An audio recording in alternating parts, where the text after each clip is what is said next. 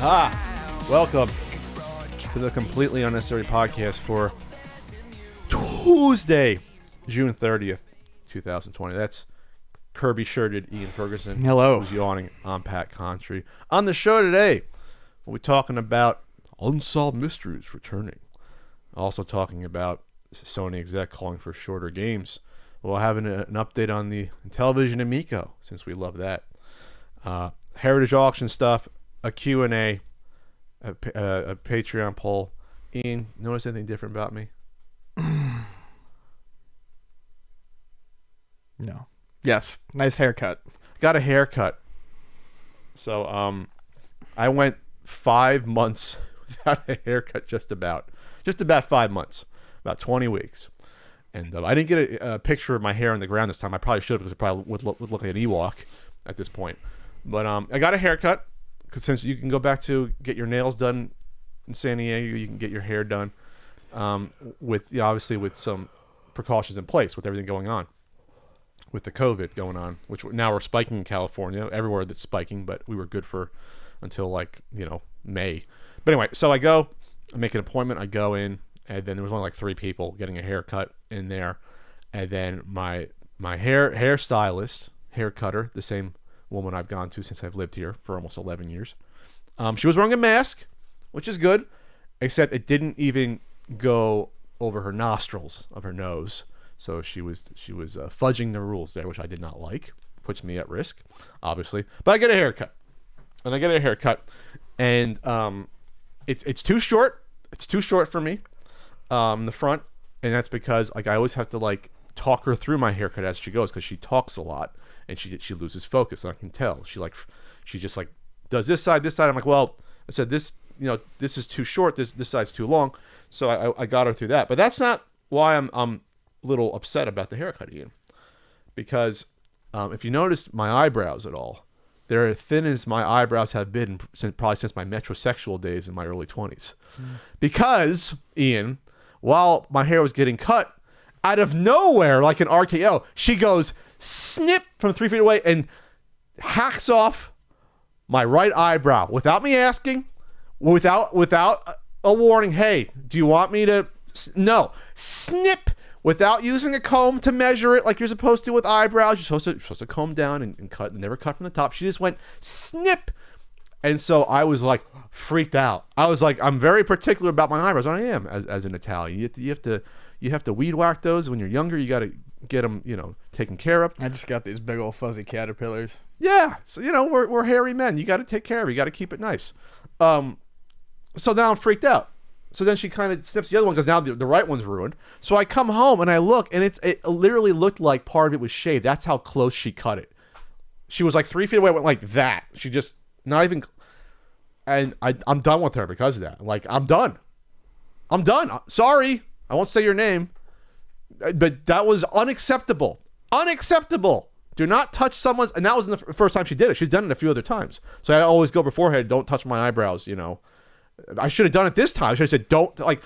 Is that common? Is anyone out there that's a man that all of a sudden their styles or barbers just go after their eyebrows without you asking?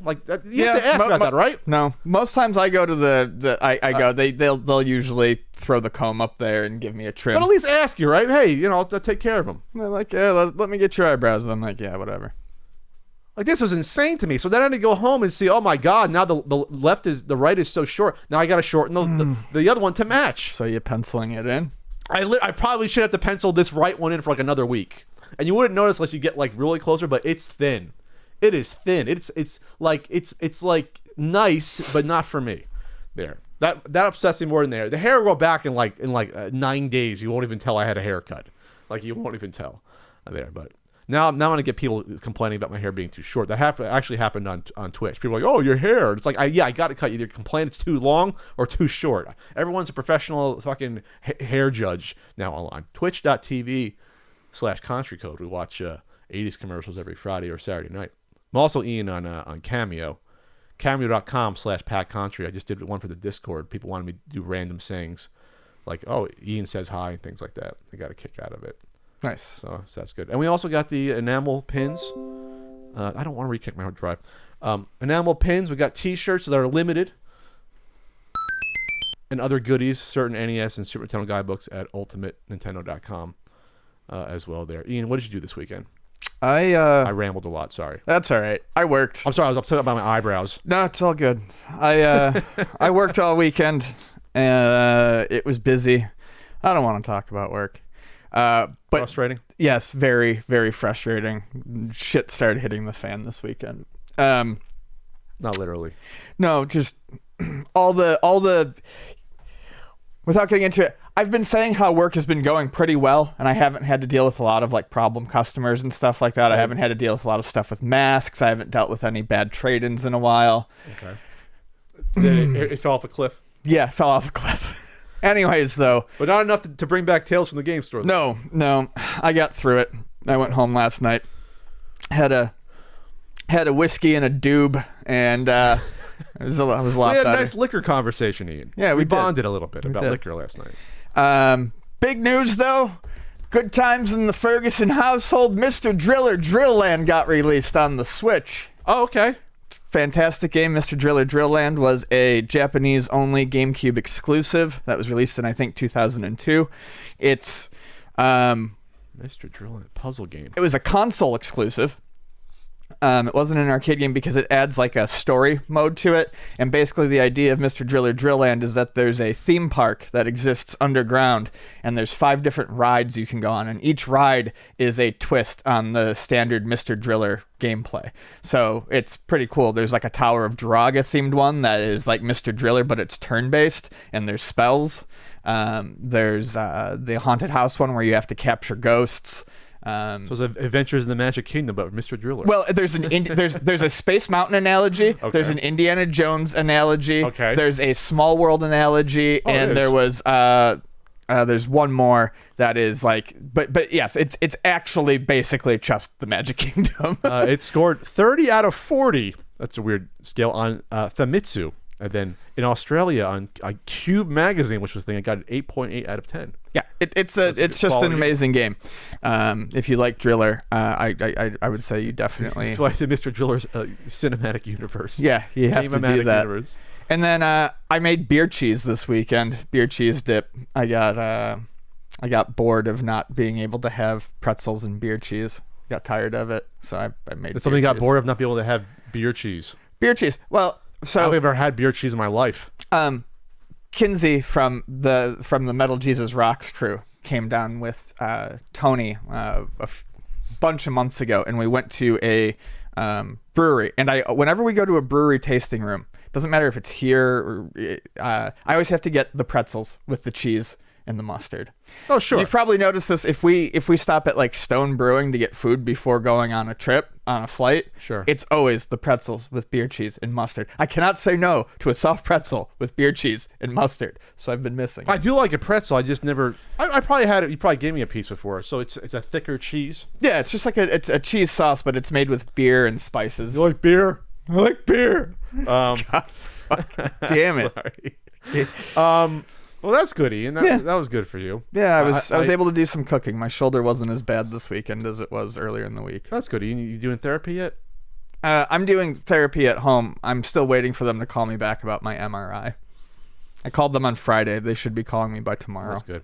I went to the flea market on Sunday. I took the health risk going to the flea market, and honestly, I was actually impressed because by percentage, more people were wearing their masks and wearing their masks properly at the swap meet than at the zoo, believe it or not. I'd probably say about 15% of the people at the swap meet were not wearing them properly. At the zoo, it was like 25% were not wearing them properly. You know who wasn't wearing them properly at the flea market? The vendors weren't. A lot of the older vendors weren't doing it. So much so that the fucking lady got on the loudspeaker and she was pissed. She was like, she wasn't even trying to be calm. She was like, please wear your mask. Like, it was like, she was upset. And then I talked to a vendor later. It's like, yeah, because some of the vendors in that whole back row over there, the old ones, are not doing it. And they can get shut down for not doing that. And we're probably going to get shut down again anyway, because just announced today that they're closing bars in a lot of California counties because we're getting bad again. So I wanted to go to the swap meet before it's closed again. So I've only gone once the whole year before this. So I bought, I found through my buddy Derek, who always sells at Comic-Con every year. He always has lots of goodies, and he has a huge game collection, or used to. He had like his Lord of the Rings collection of books and and tabletop games and D&D stuff that was laying around, sort of stuff. And then he had basically all of the computer games that were, Lord of the Rings. All the Lord of the Rings computer games from like the early 80s to like the mid 90s. I bought them all. Wow. Especially the first two ones I think are really hard to find. One was like from like 83, and then the one that plays kind of like Ultima. Yes, I believe so. And then the sequel, and I couldn't even find one for sale of one of them on eBay. That's how hard they are to find. The first one that came out in 83 actually came with the paperback of The Hobbit, which I had to buy their replacement. It didn't have that. It's only like a $5 or $10 book, that version. But he gave me a good deal on all of them. That's why I like Derek. He's the same guy I got the AES from way back when for $90, the US one there. And then what else did I get? I didn't buy a huge amount. There wasn't a huge amount there. But yeah, in general, people were, it's hard to social distance when you're at the flea market, but at least you're out in the open. You're not in a confined space when you're breathing and everything. But, I got in and I got out in a couple hours, and it was like the flea market hasn't been full of vendors the way it used to be for like 4 years at this point, at least. But it was a decent size for a Sunday. It's never going to be how it was back when I first moved here, when it was like took you 3 hours to walk through once. That's not going to happen again. There, but yeah, I got those Lord of the Rings games, and I actually got the Chronicle. I don't know what PC games I own, and I have a lot. And at some point, once I chronicle a bunch of the video game stuff, I have no problem parting with. I have to literally go through and start like my PC game collection, like Excel spreadsheet or Google spreadsheet, because I have no idea what I have. I almost bought something that I thought I didn't have. I thought I didn't have Ultima 2, since I have Ultima 1, 3, and 4. I knew for a fact I might have 5. I said, I should get 2. It's hard to find any of those ones anymore. Those are collectible. I already had it, and I almost bought it again. I was like, oh shit, I got to start writing this shit down, because I don't know. You do. I mean, I finally did that with my PC Engine games. Made a database that I can check, because it was getting to the point where I didn't know if I had certain titles or not, especially certain Mahjong titles. And I have to do it with my Game Boy games, because I at this point, I simply don't know. Well, it's also because they're not displayed anywhere. I got to start displaying them. They're all in boxes, most of them. I have some in the living room. I got to put some in the den. And I have some good stuff. I got some stuff that's worth probably at this point a lot that wasn't worth anything 5 years ago. Obviously, the market's exploded for some of them. I got a Chronicle. I have no idea. So, anyway, that's fine. Dr. Disrespect, the famous 80s cosplaying Twitch streamer who likes to film people in public bathrooms. He was banned. He was perma-banned from Twitch. Yep. What was that, like on Friday or Saturday, whenever it was, over the weekend? And there's been no decision made yet why it happened. But no announcement. No announcement from Twitch. They're just like, oh, he broke our terms of service, whatever. Twitch has been getting rid of lots of streamers lately, with sexual improprieties and allegations happening, and they're starting to toss people off. YouTube's also been starting to toss off people, white supremacists and people of that nature finally. So it seems like everything's been coming to a head the past week. Past couple of weeks, absolutely. Almost in concert, these different companies are like, yeah, we're finally going to clean up. I think it's not just, the social things happening. I think maybe that's part of it, but maybe they figure we can't ignore this any longer. And with the elections coming in, I do think it's a lot of the social stuff that's coming up. I think they're witnessing a sea change and realizing more and more that the people that they're getting rid of are very, very loud and a very small minority. Yeah. You don't need to cater to those people. Sure. What's weird, though, is about the Dr. Disrespect thing, though, is that we don't know. Yeah, we have no idea. We have no idea. And they just signed him to an exclusive contract back in March for, multi-million-dollar contract. So in order to, within like 3.5 months, to go from a contract to getting rid of him, it must be pretty seriously. It can't be a little slight thing. So it just hasn't come out yet. It'd be a weird move to sign someone, or maybe you realize we made a mistake 3 months later, but it has to be a real reason in order to break a contract like that. Obviously, yeah, it could be lawsuits. I have no idea. I mean, and there's a billion rumors out there, and I'm not gonna lend any credibility more to one or the other. But yeah, we have to kind of mention this, but there's literally nothing else to say other than that. It's just speculation. No, I'm just gonna say this though, about before you sign people to these contracts, maybe you should vet these people. Maybe you should look into their backgrounds the same way they do with when you're like a college basketball or football player. They look into your background and make sure, hey, is this person involved with anything criminal? Are they a psychopath? Before they sign for a contract, this isn't happening for any influencers. It's like, oh, you got views? Let's sign you. Not caring about. And they signed him. They signed him before they knew about the mixer thing going down. So maybe they were, they wanted to keep someone. They wanted to like try to keep someone shored up. But you already had problems with this guy. Yes, you already suspended him. I mean, honestly, I cannot believe that it wasn't a permanent suspension from fucking streaming in a fucking public restroom. Yeah. That's insane. Yeah, I don't know. They let you come back from that? It was gone for what, like a month or less than a month? It was 2 weeks, I think. 2 weeks? I read it was two weeks. 2 weeks. Yeah, it's disappointing.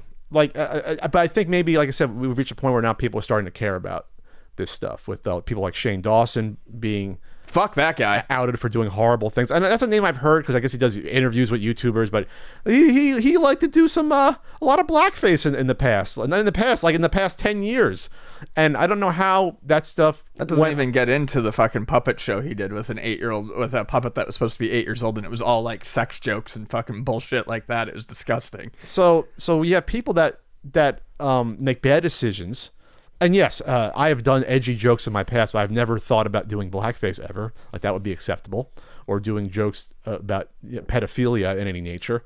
So, like, people have to be held accountable at some point. People are allowed to change, yes. But the point is that you should not be, like, aligning yourself. You're a big company with these people that have these really checkered pasts. Or you have to be aware of it before you get into bed with these people. You just do. I mean, I think that's common sense to do good business. Otherwise, you get into weird situations because now people are like, "Oh, Twitch, what the hell, man? You banned my cosplaying fucking streamer." And now whatever. Don't get put in those situations. That's all. Real quick update. We haven't talked about WWE at all. First off, Undertaker officially retired. Great. That's good. I mean, he's a legend, Undertaker, right? You don't care about Undertaker? I am now probably more anti-wrestling talk than the most anti-wrestling talk listeners that we've had. I am so... I don't watch anymore. I will get back into it at some point, I'm sure, because wrestling always comes back around, but it is less interesting than fucking dirt to me right now. I have no interest. Well, it's the fact that WWE has done an awful job trying to protect their workers and performers in COVID. Obviously, allegedly, they paid off the governor through Lyndon McMahon in order to be deemed an essential business somehow in the state of Florida, because that's where they film. Which governor says that? DeSantis? Yeah, that piece of garbage that reopened way too early. Now Florida is a hotbed of cases. So our governor is a fucking spineless piece of shit. What's that? I said our governor is fucking spineless. Well, he's done a better job with this than other governors. He opened up way too early and then basically said, "Well, that's that. I think we can't go back now. We're reversing." We'll see.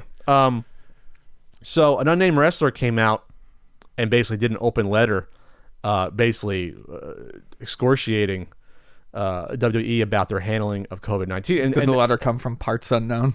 Very good, Ian. The boiler room. Undertaker's from Death Valley. That's right. Yeah, the hottest place on the planet, by the way. I think it technically is.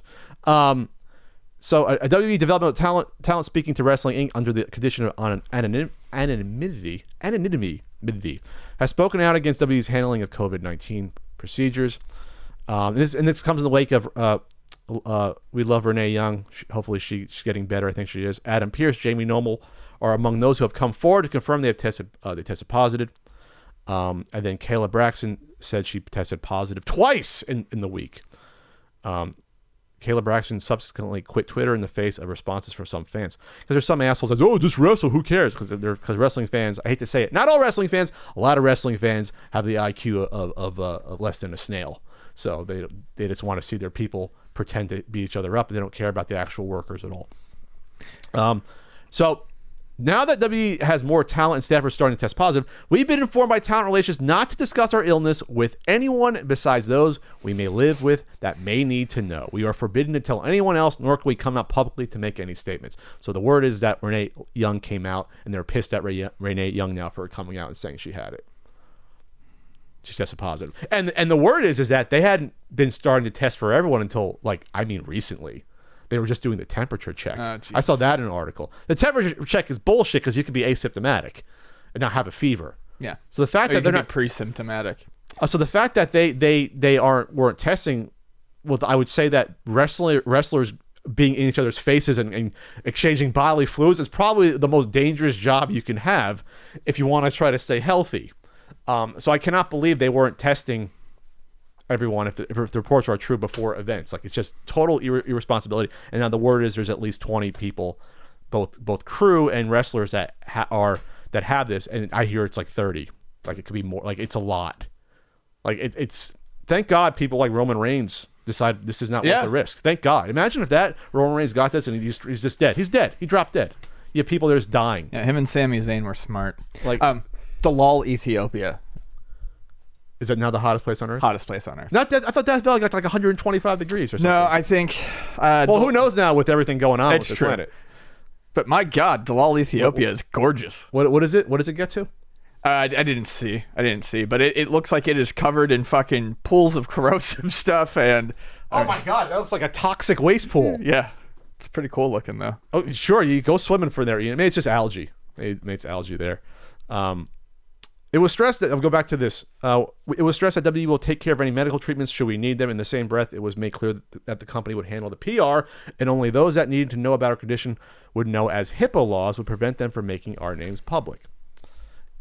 I don't think you should go after workers who say to people, "Hey, I have this, but I'm okay." Like, you shouldn't go after that. Yeah, that's ridiculous. But they're not allowed to wear masks on screen. They want people not to be reminded. Vince just want people to be reminded that it exists while he's putting on his puppet show with real people. That's basically what it is, because you have an insane person in charge that shouldn't be in charge of $1 billion. Yeah, it's like the fucking president of this country being like, I don't want to wear a mask visibly because it makes me look less tough. I'm not masculine now because I don't want to potentially infect people. And it's like, oh my God, how do we get to this point?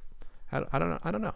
I know someone asked us not to talk about masks. I forgot. Oh yeah, someone said I don't want to hear about it. Sorry, you're going to hear about it because people are dying. So sorry. And then people, if they're in the chat watching it on Twitch, I should be on YouTube. Say anything weird, you'll be gone. That's all. Let's give you the boot. So yeah, and you're also, obviously, when you're doing this, you're putting. It's not just about your workers; it's about who you're in contact with. Because John Moxley is married to Renee Young, so John Moxley had to isolate and not be on AEW TV. So it affects the whole industry potentially. Anyway, so yeah, it's just, if you're gonna do this and get that, if you're gonna pay out whatever it was, allegedly, whatever, $18 million to the state to be deemed an essential service, you think you would put in a few dollars in order to test people regularly. Like, you think that'd be smart, so you would cut it off when 1 or 2 people get infected, not 20 or 30. But what do I know, right? What do I know? I don't know. You're just crazy, man. I'm crazy.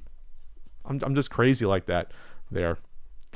This is an interesting little story that, just because you figure they're still making Wii U games. Shakedown Hawaii. Yeah, so we've talked about Shakedown Hawaii before. Have we? Here.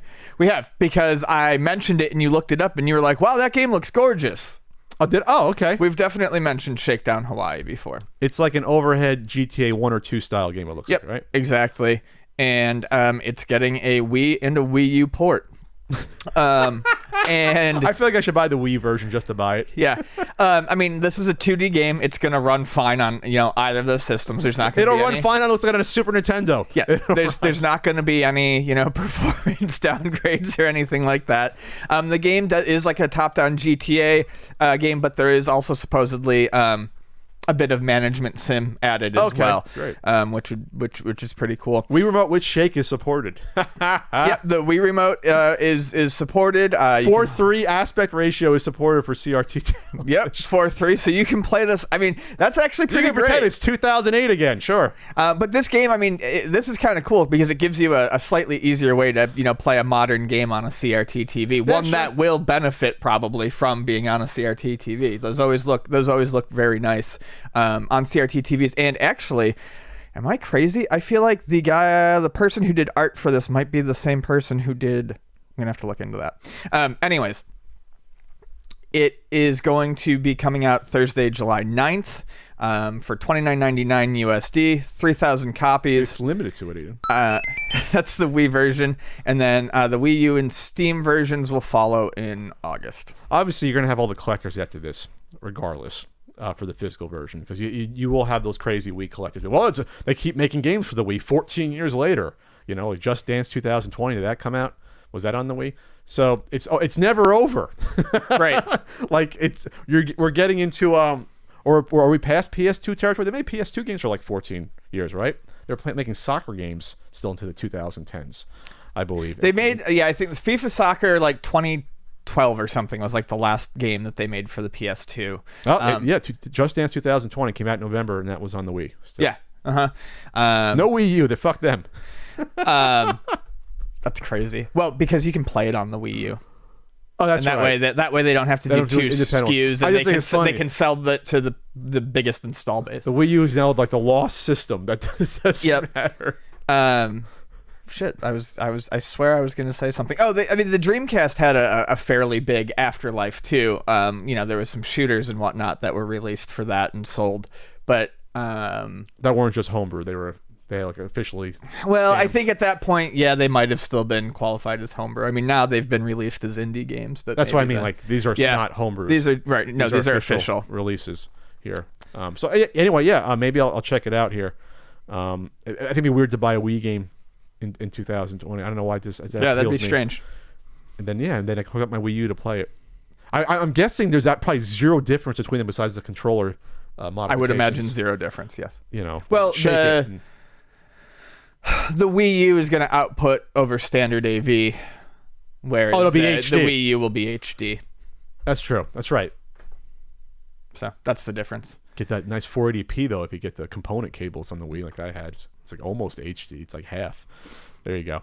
The NWC NES console. We spoke about this back in the fall, I believe, when it came out. And if people don't remember this was one of the consoles they would use. They would daisy chain them with a little telephone sort of cable on the back of the consoles in order to reset them all at the same time. I guess with one press of the reset button, all of them would reset, and that would allow you to start all of the Nintendo World Championship carts. Yes, in unison, which is brilliant. If you're putting on insanely clever little, I guess the finals of the competition. If you're qualifying, it doesn't matter. You don't have to compete, but it's just cool to have the competition. You're all racing against each other, like me and Ian did. I think in the second annual NES marathon, we did that with the two NWC carts with two NESs. Second or third one, we did that. I think we did it maybe back when we were still on good old Ustream back in the day. Oh yeah, there. We weren't signed anywhere. We weren't signed to Facebook Gaming or Mixer then. So anyway, the NWC console, the only one we know that exists, it plays real games. Obviously, it has a different board and it has the little telephone little port in the back with it's like riveted in. That's really what this is, and it came up on eBay for $125,000 or best offer, and then it was just taken down within the past, I think, 24 hours or so.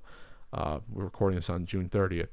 I have no idea if this means it's sold or not. I guess we'll find out. Unfortunately, with Nintendo Age being dead, we don't find this news out anymore as easily. Right.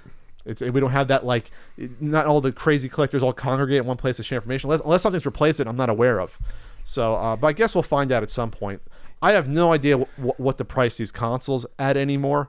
Obviously, we saw the PlayStation prototype go for a disappointingly low number versus what they thought it was going to get. And what all the game journalists thought it was potentially going to get, and it's like, So I don't know. I don't know. To me, this is ephemera. So to me, it's different than a game or anything else. To me, I think it's very cool, but I also, I don't know. I don't. I have no idea what the desire to own this is like out in the collector market.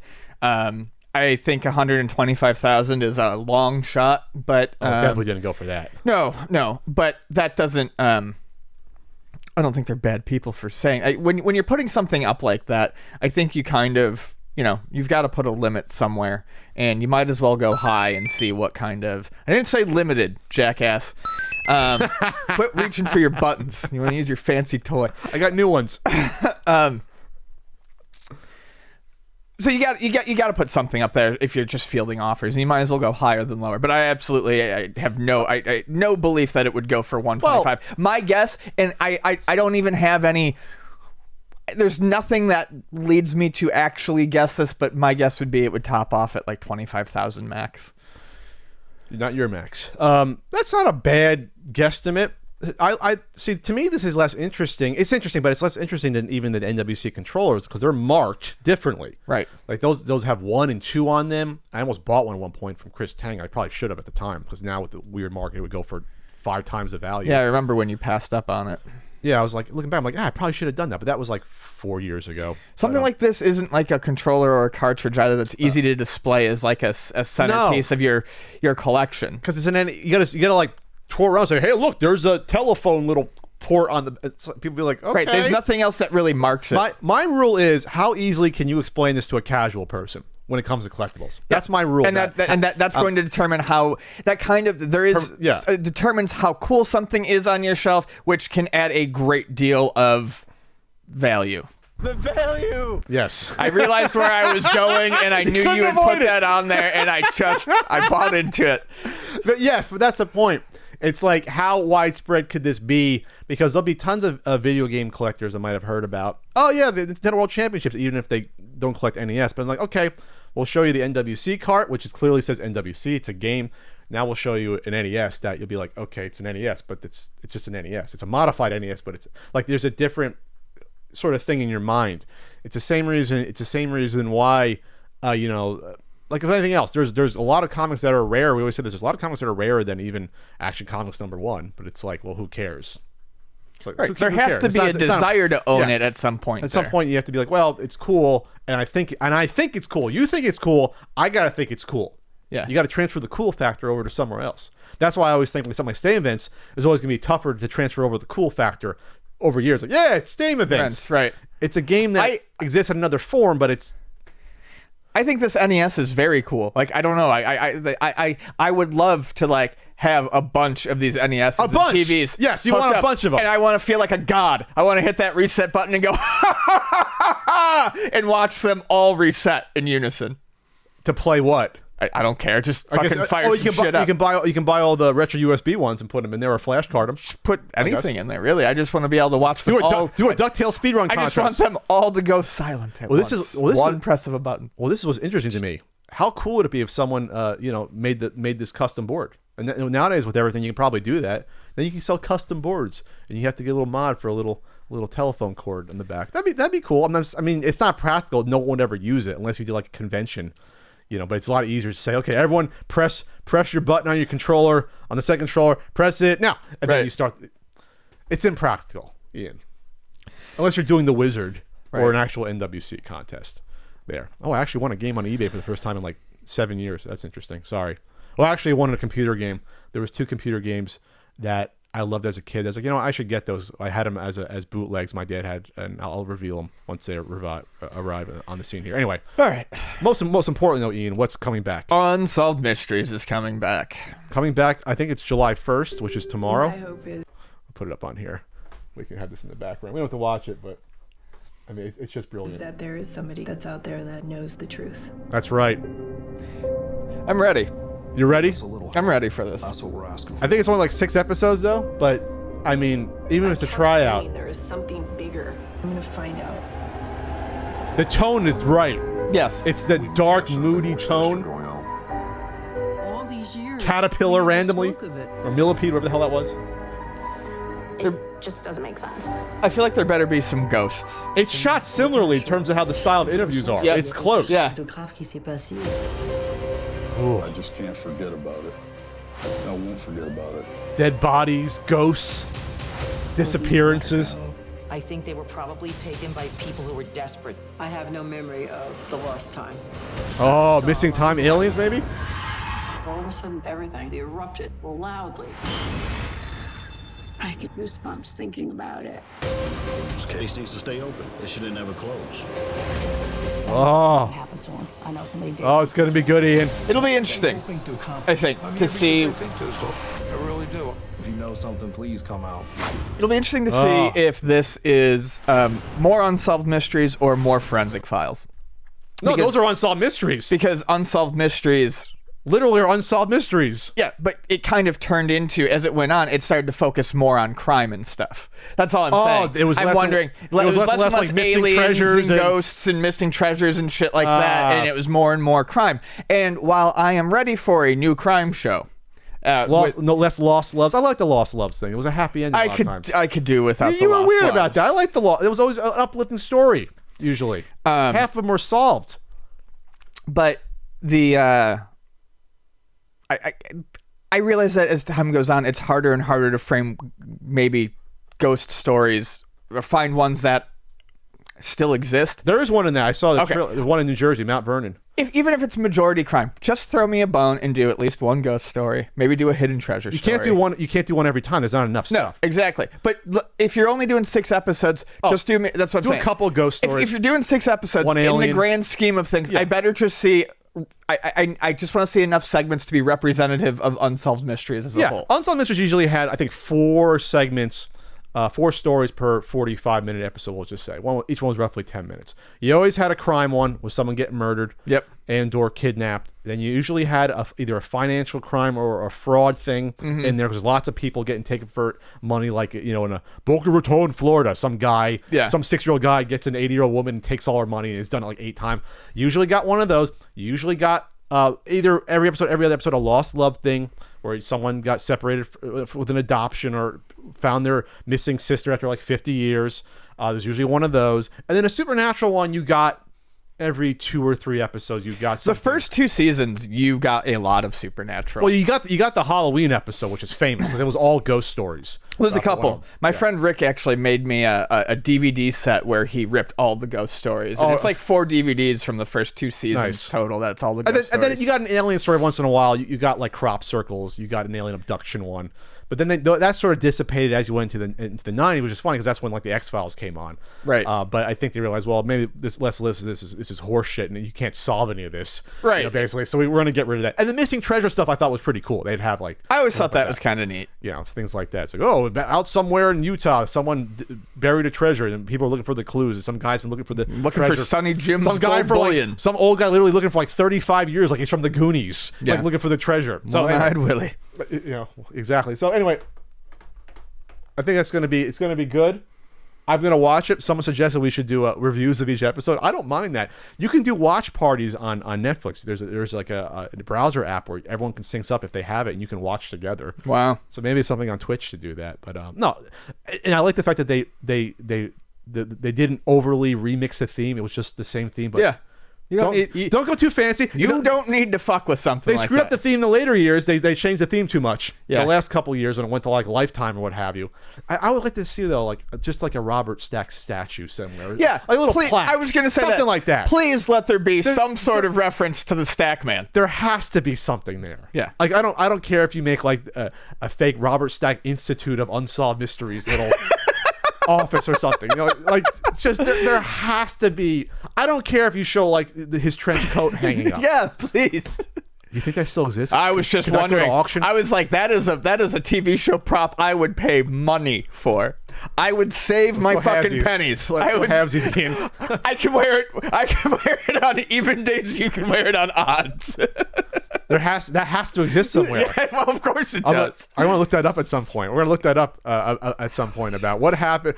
Fuck it. What happened to Robert Stack's trench coat? Robert Stack's, not son, trench coat. That comes up automatically. Trench coat. Is that one word? 2 words. Let's see. 13 things you never knew. Uh-oh. A chat with Robert. I only wear the trench coat because I desperately. They did a chat with him. All right, we'll find this later. It has to exist somewhere. Yes. I mean, it's your standard trench coat. My father had probably one of those in the 80s. Trench coats were in for men back then. Damn. Stack wore his from 88 to 02. Remember, he wasn't the original host of Unsolved Mysteries. They did little pilots with other people before that. With what the hell? The guy who played Perry Mason. Yeah. The hell's his name? I don't know. Doesn't matter. Anyway. All right, you want to move on to the main podcast? Moving on to the main podcast.